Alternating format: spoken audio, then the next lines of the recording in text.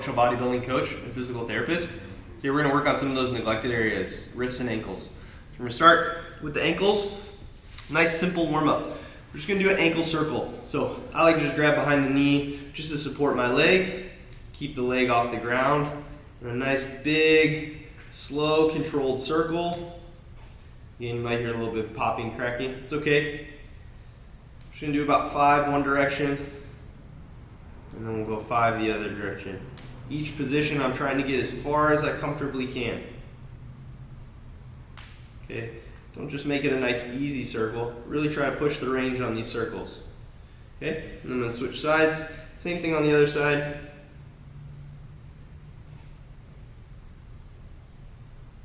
Nice slow control circles as far as I comfortably can. Just a nice easy warm up for the ankles before we get into some of our more aggressive stretching.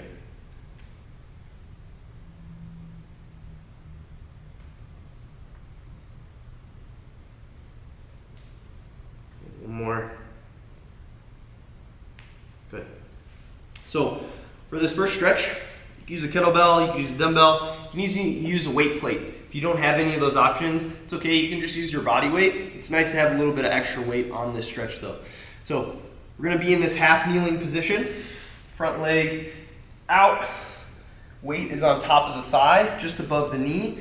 And then I'm just gonna sink. You may need to move this back leg. Again, I kind of move my back knee out just so I can sink a little bit farther into this stretch. So you can go here or here with that back leg, whatever's more comfortable. But I'm gonna try to keep my knee in line with about my 3rd or 4th toe, kind of over the middle of my foot.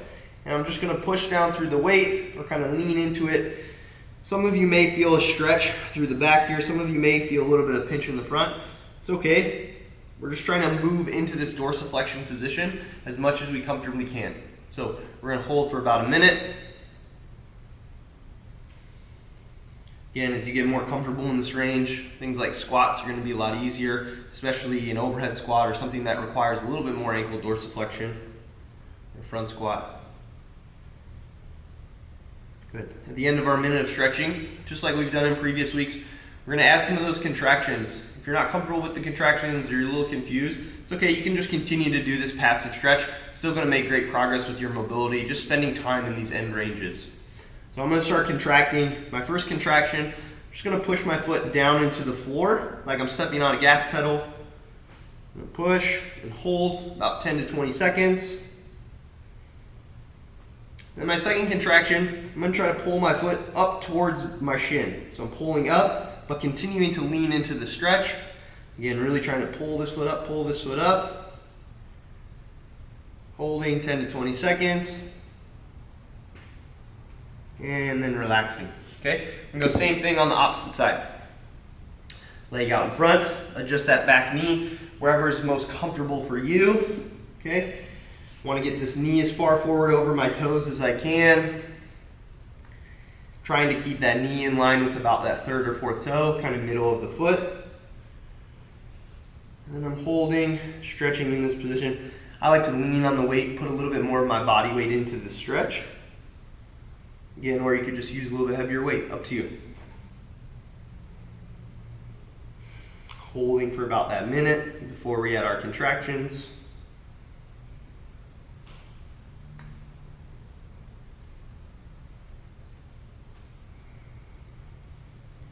Again, just like our other passive stretches in previous weeks, continue to exhale, sink into the stretch with every exhale. All right, so let's go ahead with those contractions, or just continue on with your passive stretch if you're going to skip the contractions today. So I'm pushing down like I'm stepping on the gas pedal, holding.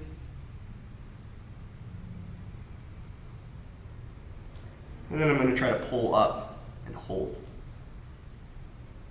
Really working on that dorsiflexion position. And relaxing. Okay, so you just worked on dorsiflexion. We're now going to work on plantar flexion. So really simple plantar flexion stretch. Look at my ankles already in plantar flexion in this heel sit position. So I'm just going to sit into my heel sit position, force that ankle into plantar flexion. Okay, we can just sit here for a minute. You can even lean a little bit back, stretch a little bit more into plantar flexion. We're just going to hang out here. Okay, Just like our last stretch, of course, you can add some of these contractions at the end just to gain a little bit more control in that end range, but it's optional. Okay. So we're gonna do about a minute.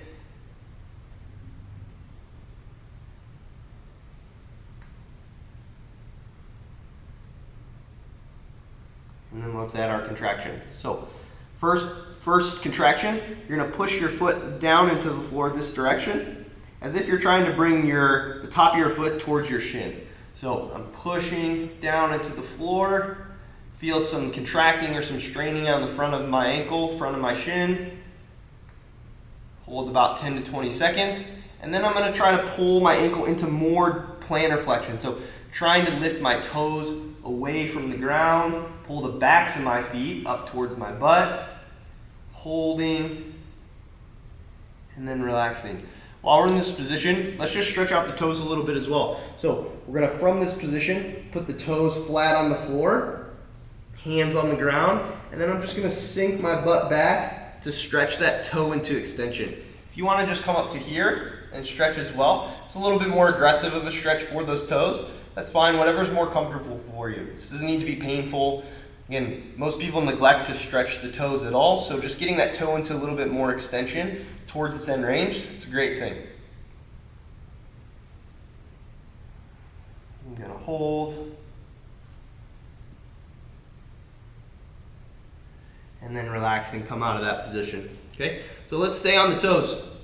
This is sort of a funky motion, and if you're not comfortable with this, if it seems a little gross to you, you can skip this one. So again, we're gonna get these toes moving a little bit, allow this forefoot to get some movement as well. We're gonna take the fingers, we're gonna put them through the toes, in the toes.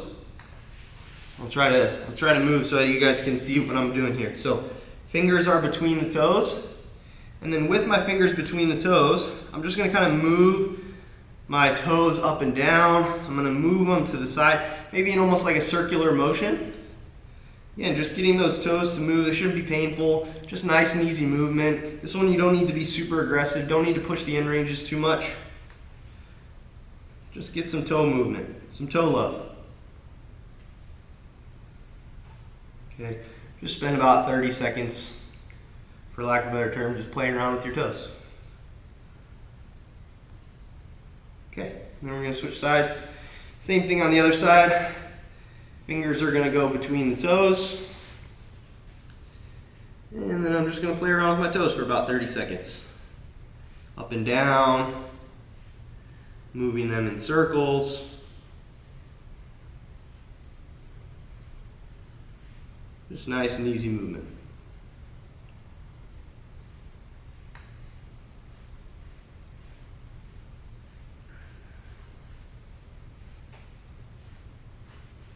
Okay, so let's move to the wrists.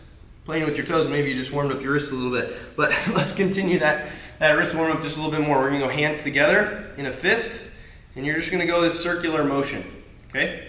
A little bit of a funky motion, maybe like a little dance move, but just nice and easy warm up for the wrist before we get into some of our more aggressive wrist stretches. Just do about 10. You can go a couple different directions with it. You can just go straight up and down. A lot of playing around today. Just play around with those wrists for a second. Good. Okay, so now let's go into our wrist extension stretch. So we're gonna go kneeling position. Wrists are gonna be back. And then I'm just gonna sink my weight back, stretching my wrist into this extension position. Or another way you can think about it is that you're stretching some of the muscles on the inside of the forearm here. If this is too aggressive of a stretch for you, you can do the same motion just by putting the wrist up on the wall. So I can put the wrist up on the wall like so. If that's too aggressive, you can even just flip the wrist over this way to stretch the wrist in extension this way, maybe a little bit more comfortable. And like I just did with my hand, you can even just use your hand to stretch into this position. But I'm gonna go back to my stretch on the floor. This is the one I like, the one that I feel the most stretch on. I'm just gonna hang here for about a minute. If I get more comfortable, I can bring my body a little bit farther back.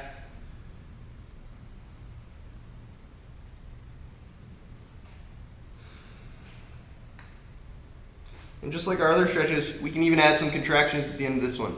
Again, if you don't want to, it's not your thing, that's okay. Just keep passively stretching. But I'm gonna go ahead and start adding my contractions. First contraction, I'm gonna push down into the floor as if I'm going this direction. Okay, I'm gonna push and hold about 10 to 20 seconds. And then the second contraction, I'm gonna try to pull my fingers up even farther towards the back of my forearm here, okay? So I'm gonna pull, try to hold, holding, about 10 to 20 seconds, trying to really pull those hands away from the floor, and then relaxing, okay? Do the same thing, we're just gonna flip the wrists over now. So we're gonna go here. Again, you might need to move the legs around, move the arms around, just to find where you feel that comfortable stretch position. Now we're working on that wrist flexion, stretching through this part of the forearm here. And then just hang for about a minute.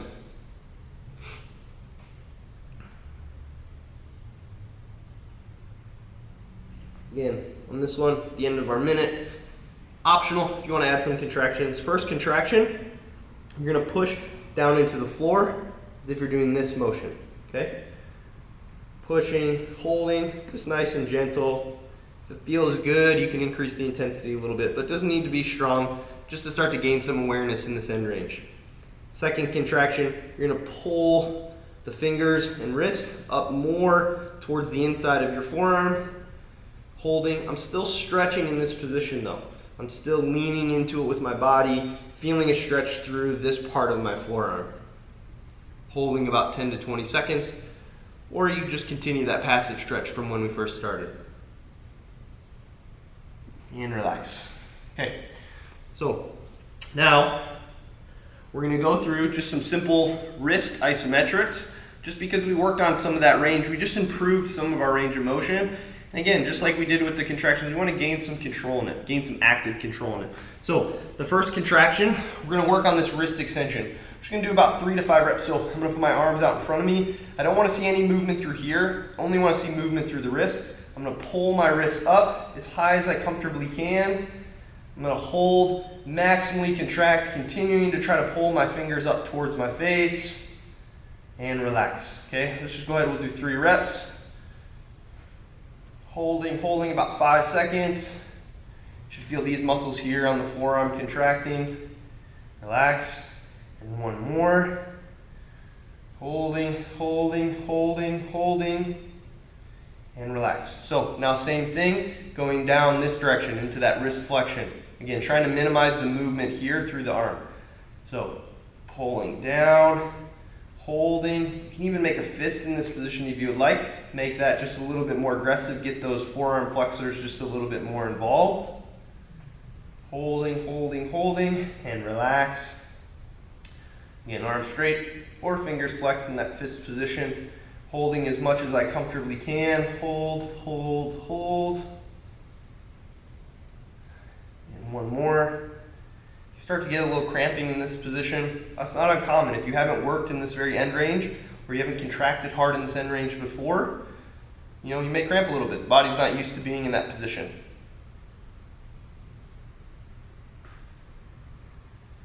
And relax. Okay, we're just gonna finish with 1 more. We're gonna go back to this quadruped position.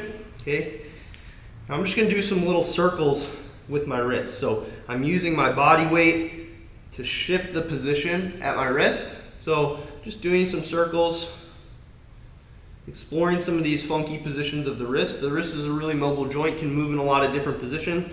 So I just want to explore all that range. And then I'm going to go the other direction. Okay. Again, this shouldn't be painful. If you feel like you get one of these positions is painful, try to avoid that position. Just stay in the areas that are comfortable. Stay in the areas where you feel like you're really working on your wrist mobility.